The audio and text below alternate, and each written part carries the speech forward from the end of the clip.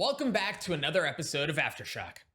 I'm your host, EsportsDoug, and there is a lot to talk about. This week, we've got a preview of Stage 3 Challengers. We're going to touch on Patch 3.0. We have an interview with Version 1's very own Effys, and we have another banger segment of Chalked. Let's get right into it.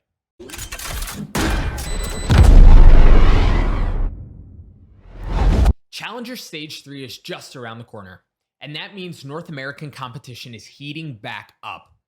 This stage is very similar to the previous one, but in case this is your first rodeo, or you've simply forgotten the format, let's break it down. The first week will consist of an open bracket qualifier, where the remaining 8 teams will advance to the Week 1 main event. Of those 8 teams competing in the Week 1 main event, the top 4 will make their way to the big one, the Challengers Playoffs. Favorite team placed in the bottom 4 at the Week 1 main event? No need to sweat. The bottom 4 teams automatically bypass the Week 2 open qualifiers and go straight to the Week 2 main event, where they'll be joined by 4 fresh new faces from the Week 2 open qualifier. From there, only the top 4 teams qualify to join the first 4 at the Challengers Playoffs, setting the stage for an 8-team bracket fighting for a chance at a trip to Masters 3 in Berlin, Germany. With that said, why don't we go ahead and take a look at the standings heading into Stage 3. As you can see, Sentinels have already qualified for champions at the end of the year, and Version 1 are currently sitting in second place in the standings. Champions is just around the corner, so every single point counts. Unlike Masters 2, North America will be sending 3 representatives to Masters 3 in Berlin, Germany, which should make the bracket to qualify a ton of fun. Additionally, Patch 3.0 will be in the mix, which means Breeze, economy changes, and much, much more. Let's take a look. As I mentioned, Breeze will be active in the map pool. We've already seen Breeze get some professional play at VCT Game Changers this past weekend. Congrats, Cloud9. And it'll be interesting to see how teams approach the map from a pick ban perspective. Additionally, KO is scheduled to join the fray throughout this stage as well, which will bring a whole new level of strategy to talk about. More to come on that in the coming weeks. Additionally, every single weapon was tuned in some form or fashion, and economy will require a notably different approach than it did in the past. Moreover, complete utility kits are more expensive for almost all agents in the game, putting more focus on raw gunplay than ever before. Oh, and you'll unfortunately have to stop blaming run and gun on your deaths in ranked. That's been adjusted as well. And folks, we have a special treat for you on this episode of Aftershock. We talked about potentially having interviews scattered out throughout the series, and this time we've got Version 1's very own Effys on the show. Effys, baby, how you feeling? I'm feeling good, thank you. Thank you. What about you? I'm feeling good. Thank you so much for coming on, taking a couple of minutes to chat with us. Now listen, you and I haven't talked since Reykjavik, so we've got to start there. Tell me about, in your opinion, how Reykjavik went. I think Reykjavik went kind of well. I think it could have gone better. We're obviously still a little bit disappointed with the nurturing loss. I think that we made them look a little bit better than they might have been.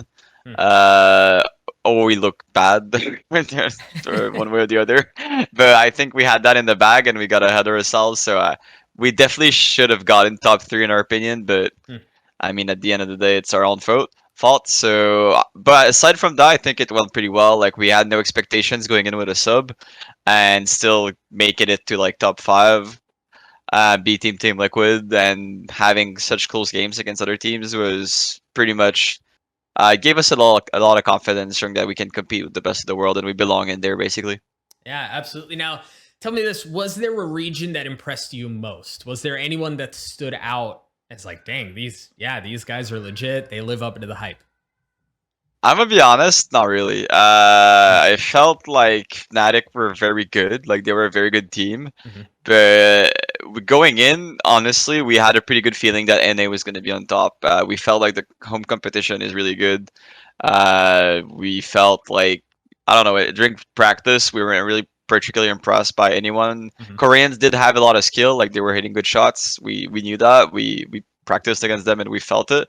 But we weren't really impressed by any other region. It really felt like people at home were slightly better. Very, very interesting, especially with Berlin just around the corner. We'll get there, but for now, I wanna pick your brain on this. You are going to be playing with Thief heading into stage 3. So once again, you find yourself in a spot where first it was PL1 into Whippy, then it was Whippy into Jammies, and now it's technically it's Zelsis into Thief. Kind of tell me a bit about how that adaptation has gone. I mean, with how many times you guys have had to do this, it must just feel like a walk in the park at this point. Pretty much. We haven't put like I think Thief is a pretty good replacement for Jordan, in the sense that they have similar agent pools. They play duelist. Thief had a lot of impacts on the LA good runs that LG had. So like you said, it's basically a walk in the park at this point for us. The good thing about us is we're not like really a structured team. We don't like have a lot of set plays. We don't have a lot of set stuff. A lot of things we do are on the fly. We are good at adapting mid game, so like it's not really a big deal. Obviously, would rather have her starting 5, but at the same time, we're not too worried about it. We feel like Thief is very experienced and he's not gonna get nervous in these matches. So it's the most important for us is that he just holds his own, and we're very sure that he's gonna do it. So we're not too worried about it, honestly. The core of our team is pretty solid. And I mean, Thief has shown some pretty incredible individual performances. So super excited to see how you guys perform on stage 3, which, as we mentioned, is really just around the corner. Effys, last question I have for you.